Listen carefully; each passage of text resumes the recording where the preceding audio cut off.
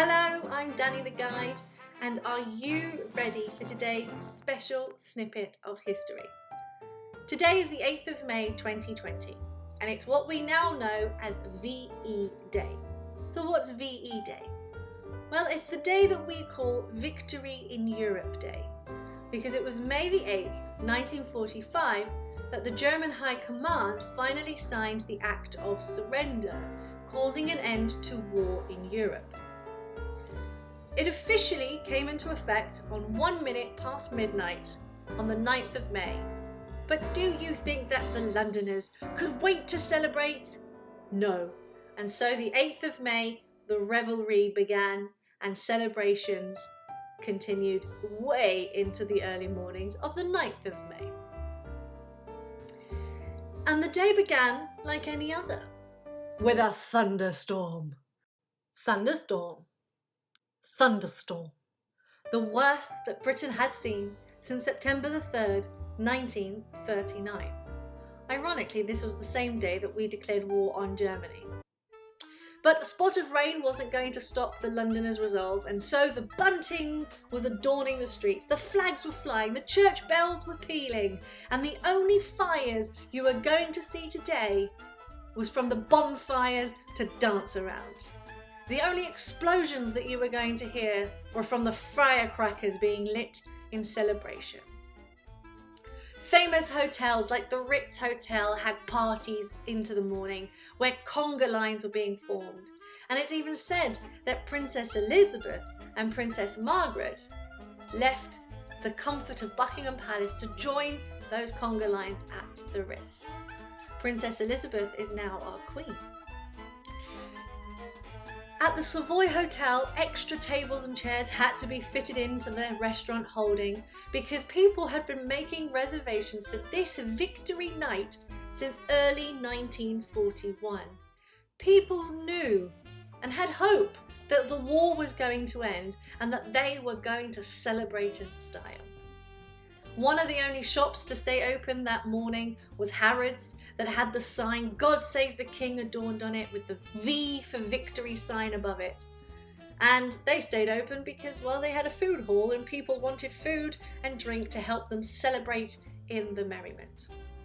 The streets across London had parties. The suburbs had street parties, as did the rest of Britain, and it was pandemonia in the best sense of the word.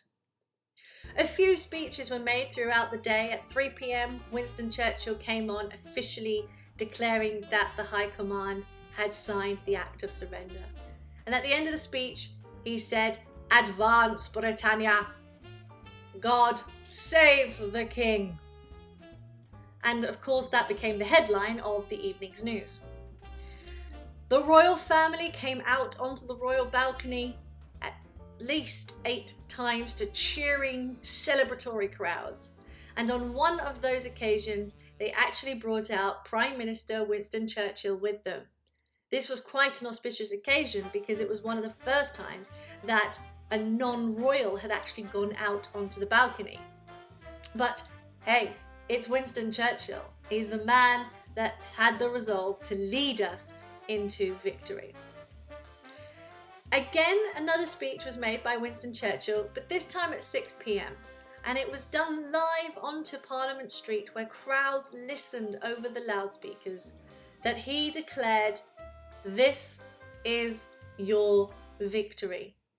And to finish off, he signed his famous V sign.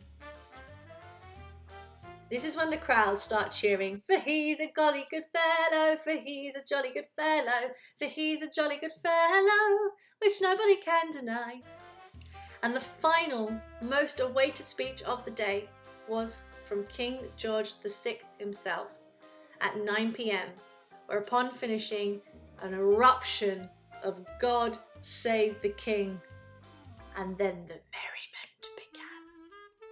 Down on Shaftesbury Avenue, you had bands playing. In fact, the Royal Air Force Band played, and they played the most famous tunes of the day that got people through the war, including "Pack up your troubles in your old kit bag and smile, smile, smile," to which it said the entire crowd was singing along, word for word verbatim. It must have been a magical night. And for a city that for 5 years, 8 months and 4 days had been in the midst of war and in darkness, it must have been such a pleasure to see major historic buildings floodlit at night. Buckingham Palace, the Tower of London, St Paul's Cathedral, the National Gallery, St Martin's in the Fields Church, and Westminster Abbey and Big Ben. The searchlights that once danced the sky looking for the German planes danced over the River Thames, now in merriment. And the crowd below Big Ben gathered at midnight to hear the bells toll 12 times. Long, slow tolls. The tolls for the death of all those lives lost, for all the military civilians that never came home. It tolled for the future, it tolled for the past. And as the minute hand struck 1 minute past midnight, it was all over. So that's the snippet of VE Day and how it was celebrated in London. I hope you enjoyed this video. I'm Danny the Guide. Head over to my channel and subscribe, where you'll find other videos of British snippets of history, London snippets of history, and 60-second snippets of history as well. I'm a London tour guide, so please do come to London when we're out of this and help us celebrate in style. But for now, what you can do is you can buy one of these pins, not from me, but they are at the Imperial War Museum, and they are the VE 75th Anniversary Edition pins, available on their website. So please don't forget to like, share, subscribe to this video.